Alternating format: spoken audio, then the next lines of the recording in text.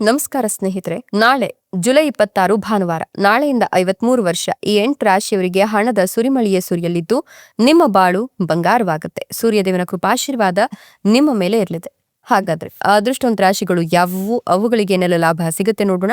ಅದಕ್ಕಿಂತ ಮೊದಲು ಸೂರ್ಯದೇವನಿಗೆ ಭಕ್ತಿಯಿಂದ ಲೈ ಕೊಟ್ಟು ನಮ್ಮ ಚಾನೆಲ್ ಅನ್ನ ಸಬ್ಸ್ಕ್ರೈಬ್ ಮಾಡಿ, ಹಾಗೆ ಬೇಗನೆ ನಮ್ಮ ವಿಡಿಯೋದ ನೋಟಿಫಿಕೇಶನ್ ಪಡೆಯಲು ಬೆಲ್ ಬಟನ್ ಕ್ಲಿಕ್ ಮಾಡಿ ಆಲ್ ಅಂತ ಕ್ಲಿಕ್ ಮಾಡ್ಕೊಳ್ಳಿ. ಇನ್ನು ನಿಮ್ಮ ಜೀವನದ ಸಕಲ ಸಮಸ್ಯೆಗಳಾದಂತಹ ಸತಿಪತಿ ಕಲಹ, ಪ್ರೀತಿಯಲ್ಲಿ ಮೋಸ, ಭೂಮಿ ವಿಚಾರ, ಕೋರ್ಟ್ ಕೇಸ್, ವ್ಯಾಪಾರ, ಹಣಕಾಸಿನ ತೊಂದರೆ, ಸಾಲಬಾಧೆ, ಸ್ತ್ರೀಯರ ಗುಪ್ತ ಸಮಸ್ಯೆ, ಹೀಗೆ ಹಲವಾರು ಸಮಸ್ಯೆಗಳಿಗೆ ಶಾಶ್ವತ ಪರಿಹಾರ ಮಾಡಿಕೊಡ್ತಾರೆ. ಡಿಸ್ಪ್ಲೇ ಮೇಲೆ ಕಾಣ್ತಕ್ಕಂಥ ಗುರುಜಿ ನಂಬರ್ಗೆ ಒಮ್ಮೆ ಕರೆ ಮಾಡಿ ನೋಡಿ. ಹೌದು, ನಾಳಿನ ಜುಲೈ 26 ಭಾನುವಾರದಿಂದ ಮುಂದಿನ 53 ವರ್ಷ ಈ 8 ರಾಶಿಯವರಿಗೆ ಹಣದ ಸುರಿಮಳೆಯೇ ಸುರಿಯುತ್ತೆ.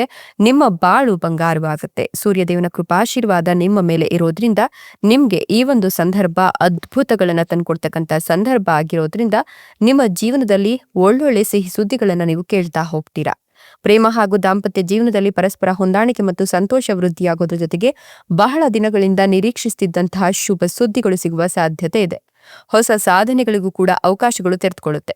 ಸಾಮಾಜಿಕ ವಲಯ ವಿಸ್ತಾರವಾಗಲಿದ್ದು ಹೊಸ ಪರಿಚಯಗಳು ಮತ್ತು ಸಂಪರ್ಕಗಳು ಭವಿಷ್ಯದಲ್ಲಿ ನಿಮಗೆ ಉಪಯುಕ್ತವಾಗುತ್ತೆ. ಮಾನಸಿಕ ನೆಮ್ಮದಿಯನ್ನ ಕಾಪಾಡಿಕೊಳ್ಳೋದು ಕೂಡ ಅಷ್ಟೇ ಮುಖ್ಯವಾಗುತ್ತೆ. ಅನಗತ್ಯ ಒತ್ತಡ ಮತ್ತು ಆತಂಕದಿಂದ ದೂರ ಇದ್ರೆ ಈ ದಿನ ಮತ್ತಷ್ಟು ಯಶಸ್ವಿಯಾಗಿರುತ್ತೆ ಅಂತ ಹೇಳಬಹುದು. ಜೊತೆಗೆ ನಿಮ್ಮ ಜೀವನದಲ್ಲಿ ಹಲವು ಶುಭ ಫಲಗಳು ಬರ್ತಾ ಇದೆ. ಉದ್ಯೋಗ ಹಾಗೆ ವೃತ್ತಿ ಕ್ಷೇತ್ರದಲ್ಲಿ ನಿಮ್ಮ ಪರಿಶ್ರಮಕ್ಕೆ ತಕ್ಕ ಪ್ರತಿಫಲ ದೊರೆಯಲಿದ್ದು ಕೆಲಸದಲ್ಲಿ ಉತ್ತಮ ಸಾಧನೆ ಮಾಡುವ ಅವಕಾಶ ಸಿಗುತ್ತೆ. ಇದರಿಂದ ನಿಮ್ಮ ಆತ್ಮವಿಶ್ವಾಸ ಕೂಡ ಹೆಚ್ಚಾಗ್ತಾ ಹೋಗುತ್ತೆ. ಇನ್ನು ಮದುವೆ ಆಗಿರ್ತಕ್ಕಂಥ ದಂಪತಿಗಳ ಬಾಳಿನಲ್ಲಿ ಇದೀಗ ಸ್ವಲ್ಪ ಕಂಟಕಗಳು ಎದುರಾಗುವ ಸಾಧ್ಯತೆ ಇರೋದ್ರಿಂದ ನೀವು ನಿಮ್ಮ ಜೀವನವನ್ನ ಬಹಳಷ್ಟು ಜೋಪಾನವಾಗಿ ನೋಡ್ಕೊಳ್ಬೇಕು. ನಿಮ್ಮ ಮಾತಿನಲ್ಲಿ ಸಂಯಮವನ್ನ ಕಾಯ್ದುಕೊಳ್ಳೋದು ಕೂಡ ಬಹಳ ಮುಖ್ಯವಾಗುತ್ತೆ. ಕಠಿಣ ಹಾಗೂ ಆತುರ ಅಥವಾ ಅಸಮತೋಲಿತ ಮಾತುಗಳು ನಿಮ್ಮ ಕುಟುಂಬ ಹಾಗೆ ಸಾಮಾಜಿಕ ಸಂಬಂಧಗಳಲ್ಲಿ ಕಹಿಯನ್ನ ಉಂಟು ಮಾಡೋದಲ್ಲದೆ ಈಗಾಗಲೇ ಸ್ಥಾಪಿತವಾಗಿರುವ ಕೆಲಸಗಳನ್ನ ಅಪಾಯಕ್ಕೆ ಸಿಲುಕಿಸಬಹುದು. ಕೆಲಸದ ಸ್ಥಳದಲ್ಲಿಯೂ ಸಹ ತಪ್ಪು ತಿಳುವಳಿಕೆಗಳನ್ನ ಸೃಷ್ಟಿಸೋದನ್ನ ತಪ್ಪಿಸಲು ನೀವು ಮಾತನಾಡುವ ಮೊದಲು ಎಚ್ಚರಿಕೆಯಿಂದ ಯೋಚಿಸಿ. ಈ ಅವಧಿಯಲ್ಲಿ ಹಣಕಾಸಿನ ವಿಷಯಗಳಿಗೆ ಸಂಬಂಧಿಸಿದಂತೆ ಎಚ್ಚರಿಕೆ ಕೂಡ ಅಗತ್ಯ ಕೂಡ ಮುಖ್ಯವಾಗುತ್ತೆ.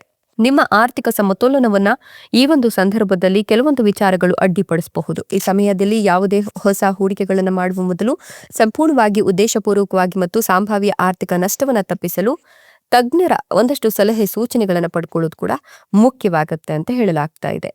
ಇನ್ನು ನೀವು ಹೊಟ್ಟೆಗೆ ಸಂಬಂಧಿಸಿದ ಅಜೀರ್ಣ, ಗ್ಯಾಸ್, ಆಮ್ಲೀಯತೆ ಅಥವಾ ಜೀರ್ಣಕ್ರಿಯೆ ಸಮಸ್ಯೆಗೆ ಒಂದಷ್ಟು ಪರಿಹಾರಗಳನ್ನ ಈ ಸಂದರ್ಭದಲ್ಲಿ ಕಂಡುಕೊಳ್ತೀರಾ. ಆರೋಗ್ಯ ಕೂಡ ಅದ್ಭುತವಾಗಿರುತ್ತೆ ಅಂತ ಹೇಳಬಹುದು.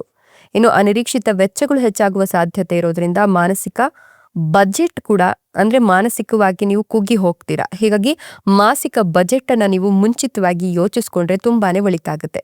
ಮನೆ ದುರಸ್ತಿ, ವೈದ್ಯಕೀಯ ವೆಚ್ಚಗಳು ಅಥವಾ ಕುಟುಂಬದ ಅಗತ್ಯಗಳಿಗೆ ಹೆಚ್ಚುವರಿ ಖರ್ಚು ಎದುರಾಗಬಹುದು.